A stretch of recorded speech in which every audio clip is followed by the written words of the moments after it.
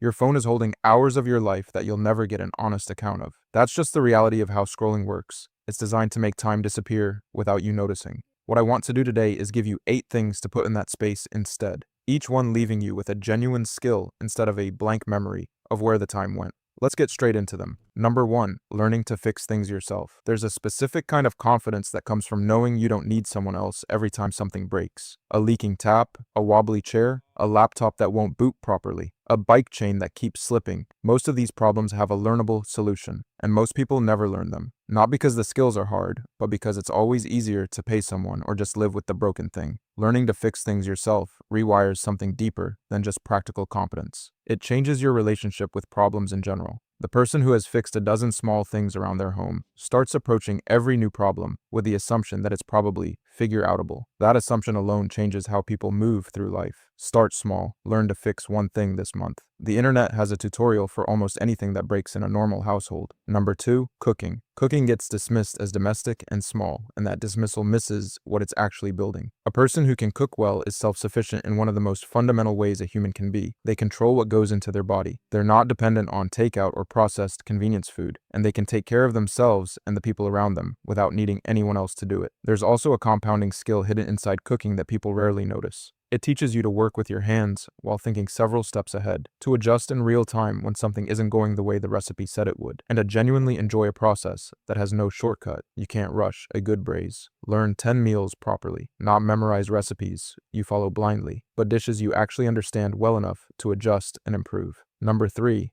martial arts or boxing. Physical training that involves real contact, even light, controlled contact, teaches something that running on a treadmill never quite reaches. It teaches you to stay calm and think clearly while someone is actively trying to hit you, which turns out to be one of the more direct ways to train your nervous system to stay regulated under real pressure. This transfers far beyond the gym. The person who has spent months training to stay composed while getting hit in a controlled environment develops a different baseline tolerance for stress in every other area of life. Difficult conversations, high-pressure situations at work, conflict they'd normally avoid. Boxing and martial arts also rebuild something that a lot of men in particular have quietly lost: a working relationship with their own physical capability. The simple knowledge that if things ever got physically serious, they wouldn't be starting from zero. Number 4, chess. Chess demands something. Scrolling actively destroys sustained, undivided attention on one problem for an extended period. You cannot check your phone mid-game and expect to keep track of the position. The game forces a return to a kind of deep, singular focus that has become genuinely rare. Beyond the attention training, chess builds something psychologically valuable that most hobbies don't touch: a healthy relationship with losing. You will lose constantly when you start, and every loss comes with immediate, specific, unambiguous feedback about exactly what went wrong in your thinking. Number 5, learning basic personal finance and investing. Most people go their entire lives without genuinely understanding how money works, and this isn't because the concepts are complicated. It's because nobody ever sat them down and explained it, and the resulting confusion makes people avoid the subject entirely, which is exactly the wrong response. Understanding the difference between an asset and a liability, how to build an emergency fund, and the basics of investing isn't about becoming a finance expert. It's about removing a source of chronic, low-grade anxiety that follows people their entire adult lives when they don't understand their own financial situation. A few focused hours a week learning this over a few months will change your entire relationship with money from something that controls you through fear to something you actually understand and can plan around. Number 6, public speaking. The discomfort most people feel about speaking in front of others rarely goes away on its own, because avoidance reinforces itself. The less you do it, the scarier it feels, and the scarier it feels, the more you avoid it. A loop that keeps people quiet in rooms where speaking up would have genuinely helped them. Building this skill through a speaking club,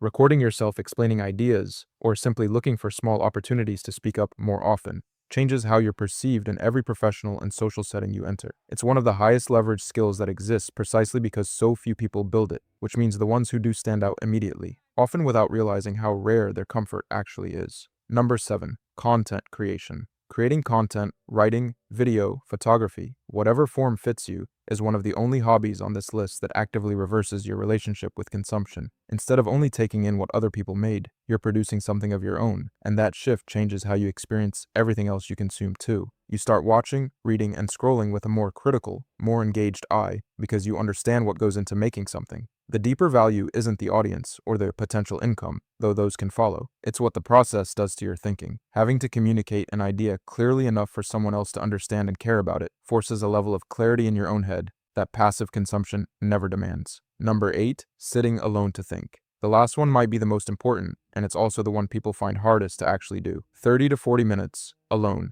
No phone, no music, nothing to consume, just sitting with your own thoughts and letting them go wherever they need to go. This is where the actual reflection happens that most people never give themselves space for. What am I actually doing with my life right now? Am I moving towards something that matters to me, or just reacting to whatever shows up each day? What do I actually want, underneath the noise of what everyone around me seems to want? These aren't questions you answer in a rushed 5 minutes between tasks. They require the kind of unstructured, undistracted time that almost never happens by accident anymore, because every spare moment gets filled automatically with a screen. This practice activates what neuroscientists call the brain's default mode network, the system responsible for self-reflection, memory consolidation, and long-term planning. A system that scrolling actively suppresses every time you fill a quiet moment with stimulation instead of letting your mind wander on its own. People who build this into their week regularly report a clarity about their own direction that people who never sit still simply don't develop, because clarity requires quiet, and quiet has become the rarest resource most people have access to. Each of these 8 things ask something of you that scrolling never does: attention, patience, real effort,